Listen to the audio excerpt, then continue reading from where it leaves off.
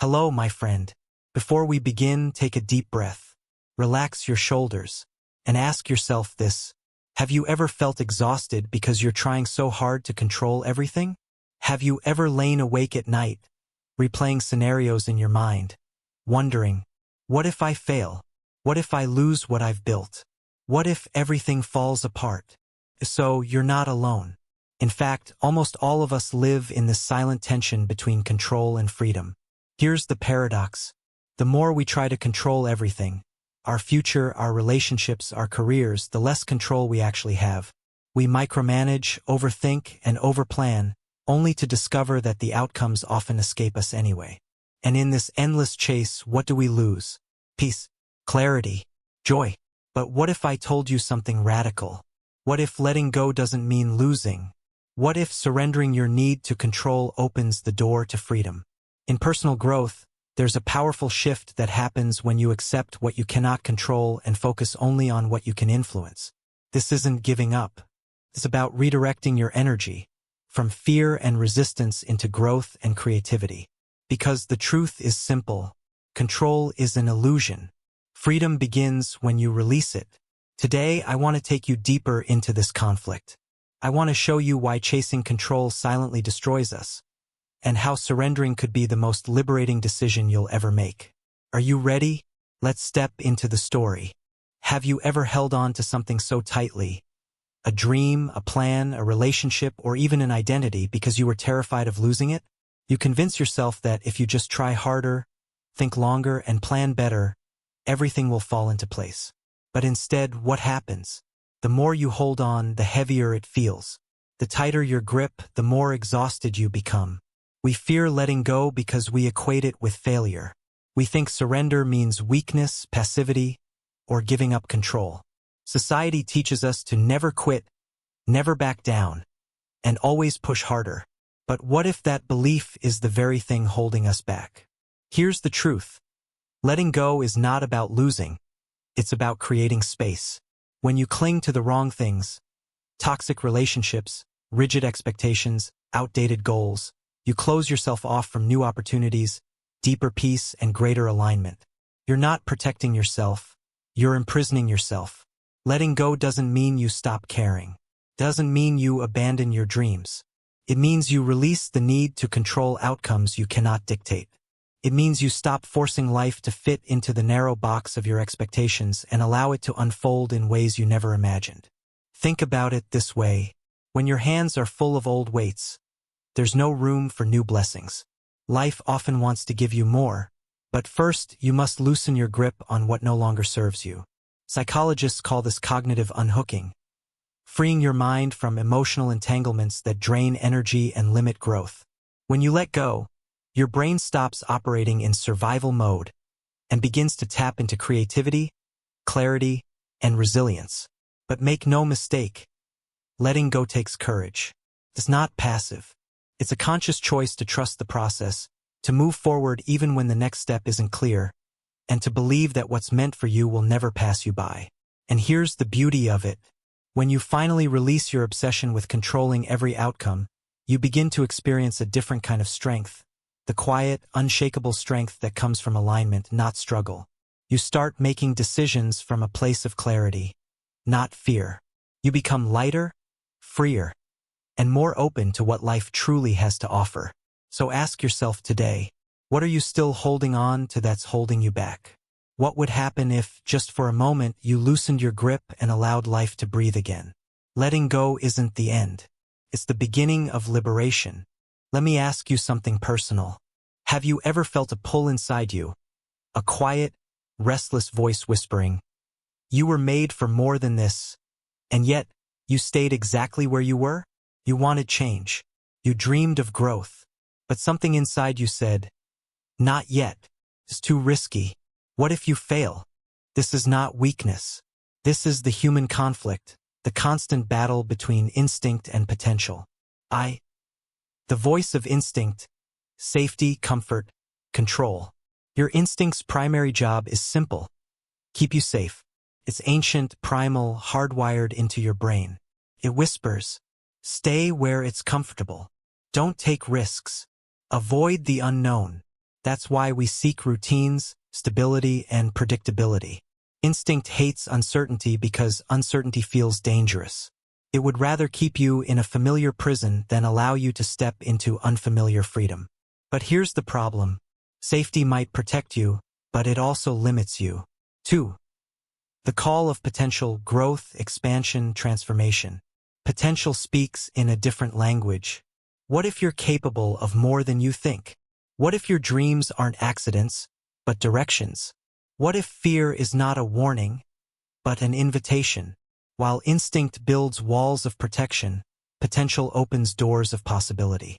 Every dream, every breakthrough, every transformation lives beyond your comfort zone. But here's the trap. Most people never answer the call of their potential because comfort feels safer than change. They confuse survival with living. 3. Why we resist growth. Science has an answer. Your brain is wired to avoid pain and seek certainty. Psychologists call this loss aversion. We fear losing what we have more than we desire gaining what we want. We stick with what's good enough instead of reaching for what's possible. And yet, growth requires risk. Stepping into your potential means stepping into the unknown, which triggers fear. But fear is not proof that you should stop. It's proof that you're entering new territory. 4. The growth zone, where transformation happens. Imagine 3 concentric circles. Comfort zone: safe, predictable, familiar. Fear zone: doubt, hesitation, uncertainty. Growth zone: new skills, new perspectives, new identity. Most people never move beyond the comfort zone because they mistake the fear zone for danger. But fear is a signpost, not a stop sign. It points you toward the places where transformation happens. Think of the moments in your life when you've grown the most. Was it when everything was easy, predictable, and safe?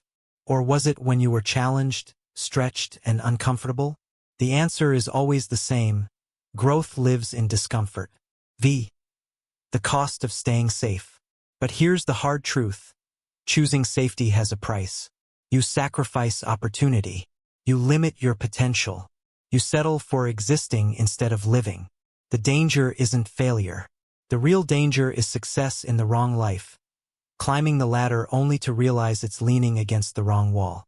Life doesn't punish you for dreaming small. It punishes you for ignoring who you were meant to become. 6. Answering the call of your potential. Stepping into your potential doesn't require you to be fearless. It requires you to act despite fear. It's about choosing courage over comfort. Again and again. Start small. Take one uncomfortable step today. Start the project you've been postponing. Speak up in the meeting. Have the difficult conversation. Say yes to the opportunity that scares you. Because every step into uncertainty expands your capacity. Every act of courage rewires your brain to believe, I am capable of more than I thought. And here's the secret. Your instinct wants to protect who you are. But your potential is calling you to become who you were meant to be. You were not born to live inside the walls of safety. You were born to cross them. Every great story begins the same way. Someone answered the call to step beyond their comfort zone. Today, that someone is you. Because your future is waiting, and it will only arrive when you decide to leave the familiar behind. Let me ask you something. Have you ever reached a moment where everything you planned collapsed? A moment when no matter how hard you tried, nothing worked. The job failed, the relationship ended, the door closed, and your strength wasn't enough? Maybe you called it failure. Maybe you thought life was punishing you. But what if that moment wasn't destruction? What if it was preparation? When everything falls apart, we all come to seasons where our plans stop working. We hit walls. Opportunities dry up. The paths we thought were certain suddenly disappear. And in those moments, the questions begin. Why is this happening to me? Am I not good enough? Have I failed? But here's a truth most people never hear. Your breaking point is not the end of your story. It's the moment you're being rewritten. Because life has a way of stripping away everything you thought you needed, not to leave you empty, but to create space for something greater. 2. The hidden purpose of the breaking point. Psychologists call it disintegration. The moment your old identity, old habits, and old beliefs begin to collapse. Feels painful, but in reality, it's an invitation to transformation. Think about it. A seed must break open before it grows. Muscles tear before they become stronger. Gold is refined in fire before it shines. It's the same with you. Your breaking point isn't punishment. It's a purification. Life is forcing you to let go of the illusions, attachments, and limitations that no longer serve you. It's shaking the foundations so you can rebuild on something stronger, deeper, and more aligned with who you're meant to be. 3. Why we resist breaking. We resist breaking because we crave control. We think if we plan harder, work longer, and push more, we can avoid pain. But the more we resist, the more exhausted we become. Here's the paradox. The harder you fight to hold on, the heavier life feels. The sooner you surrender, the lighter you become. The truth is, you cannot heal and hold on at the same time. The very things you're clinging to, toxic relationships, limiting beliefs, outdated dreams, might be the exact things keeping you stuck. Sometimes the door you're trying to force open is closed for a reason. 4. Lessons from the wilderness. History's greatest transformations were born from breaking points. Moses spent 40 years in the wilderness before leading a nation. Joseph endured betrayal, slavery, and prison before stepping into his destiny. Even Jesus faced 40 days in the wilderness before his calling began. Every wilderness has a purpose. When everything feels stripped away, your plans, your security, your control, you're not being abandoned. You're being prepared. The wilderness exposes what you thought you needed, removes what's holding you back, and reveals what truly matters. How to embrace the breaking point. So how do you move through the season without losing yourself? 1. Stop asking why me, and start asking what is this teaching me? Shift your perspective. The breaking point is not happening to you, it's happening for you. 2. Let go of what no longer serves you. Some things you've been holding on to were never meant to go with you into the next chapter. Release them. 3. Choose trust over fear. You don't need to have all the answers. You only need to take the next step. 4. Redefine strength. True strength isn't pretending you're fine. It's allowing yourself to fall apart so something new can be rebuilt. 6.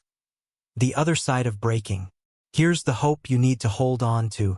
On the other side of breaking, there's transformation. You discover resilience you didn't know you had. You see opportunities you couldn't see before. You step into freedom because the chains of the past no longer hold you. The breaking point is where your old self ends and your true self begins. 7. A final invitation. If you're at your breaking point right now, I want you to hear this. You are not failing. You are becoming. One day, you'll look back at this season and realize it was the turning point. The moment that awakened your courage, clarified your purpose, and unlocked the strength you didn't know existed. Sometimes life has to break you to set you free. So breathe. Let go. Trust the process. Because on the other side of breaking is becoming. Have you ever felt like you were doing everything right? Working harder, planning carefully, holding on tighter. Yet somehow, you're still stuck? You want peace, but you feel anxious. You want clarity, but you're overwhelmed. You want progress, but life feels heavy, slow, and complicated. It's not because you're weak. It's because you're holding too tightly. The weight we carry. We all carry things we think we need, expectations we've placed on ourselves, dreams that no longer fit us, relationships that drain us, plans we're terrified to release. We hold on because we believe control equals safety. But here's the truth. Control is an illusion. The more we cling to what feels secure, the heavier life becomes. And eventually, we hit a wall where no amount of effort brings the results we want. This is where most people break down, but it's also where transformation begins. 2. Letting go doesn't mean losing. Here's what most people misunderstand. Letting go is not giving up. It doesn't mean abandoning your dreams or lowering your standards. It means releasing your grip on the outcome so you can step fully into the process. Think of your life like a clenched fist. When your hand is closed, you can't receive anything new. But when you open it, when you let go, you create space for possibilities you couldn't see before. This is why people who truly let go often experience a surge of clarity, energy, and breakthroughs. It's not magic. It's focus. By surrendering control, you redirect your mental energy from fear and resistance toward creativity and action. 3. The science behind freedom. Psychologists call this shift cognitive release, the process of freeing your brain from over-control mode. When you obsess over controlling everything, your brain operates in constant survival mode. Your nervous system stays on high alert, burning energy on, what if I fail? What if I lose? What if I'm not enough? But when you let go, your brain shifts into creative mode. Your focus sharpens. Your decisions improve. You stop wasting energy on protecting what you have and start investing energy into creating what's next. It's the difference between tensing up to avoid falling and relaxing enough to actually fly. 4. The hidden power of surrender. Here's the paradox. The moment you release control, you gain power. When you stop forcing relationships, the right people stay, and the wrong ones drift away. When you stop clinging to plans, better opportunities appear. When you stop overthinking, clarity arrives naturally. Surrender is not weakness. It's strength in its highest form, because it's built on trust. Trusting yourself to adapt. Trusting life to unfold. Trusting that what is meant for you will always find its way to you. Living in flow. There's a reason athletes talk about being in the zone. Psychologists call it flow state, a peak performance mode where you're fully present, fully focused, and fully alive. But here's the secret. You cannot enter flow when you're gripping control. Flow requires surrender. It demands letting go of fear, distractions, and resistance so you can step into effortless alignment. When you stop trying to force your life to work, you begin to allow your life to unfold. That's when breakthroughs happen. That's when creativity explodes. That's when you finally feel free. 6. How to practice letting go. 1. Start small. Release one thing you've been over-controlling, an outcome, a deadline, a person's opinion. 2. Focus on what you can control. Your actions, your mindset, your effort. That's where your power lies. 3. Trust the process. You don't need to see the whole staircase to take the next step. 4. Create space for stillness. Meditate, journal, or simply breathe. Silence often reveals the answers overthinking hides. 7. The freedom you've been seeking. Letting go isn't losing. It's liberation. It's choosing to stop carrying weights that were never yours to bear. It's creating space for clarity, for joy, for opportunities you didn't know were possible. Because here's the truth. The life you're searching for doesn't come from holding on tighter. It comes from loosening your grip and allowing your potential to unfold. And maybe, just maybe, the breakthrough you've been waiting for is already here, waiting for you to release control and step fully into who you were meant to be. Pause for a moment and ask yourself this. Are you living, or are you simply existing? Because there's a difference. Existing is moving through life on autopilot. Waking up, going to work, ticking boxes, following routines, yet feeling restless inside, as though something is missing. Living, on the other hand, means being fully present, connected to your purpose, and free to express who you truly are. This kind of freedom isn't about quitting your job, abandoning your responsibilities, or living without structure. It's about choosing how you respond, what you focus on, and who you become. It's about releasing the illusion of control and stepping into alignment, where your actions, values, and dreams finally move in the same direction. The mindset shift from control to flow. A lifestyle of freedom begins with one decision. Stop trying to control everything. Instead of forcing life to fit into your expectations, start trusting the process. Shift your energy away from fear and into flow, the state where you're fully engaged, open to opportunities, and guided by clarity instead of anxiety. When you stop gripping so tightly, life stops feeling like a battle. Freedom comes when you choose courage over comfort, growth over safety, and purpose over fear. 2. The 3 pillars of a free life. 1. Presence. Be where your feet are. Stop living in the past or worrying about the future. Freedom lives in this moment, not in yesterday or tomorrow. 2. Priorities. Focus on what truly matters. Your energy is limited. Spend it on things aligned with your values and dreams, not on distractions that drain you. 3. Practice. Choose daily habits that expand you. Freedom isn't a single decision. It's a discipline. Small, consistent actions. Journaling, meditation, self-reflection, courageous conversations. Create the space for transformation. 3. Becoming your own leader. A lifestyle of freedom isn't about avoiding responsibility. It's about leading yourself first. It's choosing clarity over chaos, meaning over mindless routine, and intentionality over autopilot living. The paradox is simple. When you release control, you gain agency. When you surrender fear, you gain power. When you stop chasing who you think you should be, you step fully into who you truly are. 4. Your invitation. Your potential doesn't live in the comfort zone. It lives in the space where you release the weights holding you back and step into alignment with your purpose. Today, choose to let go. Choose to breathe deeper, live fuller, and lead yourself boldly. Because freedom isn't something you wait for. Freedom is something you build. One choice, one habit, one courageous step at a time.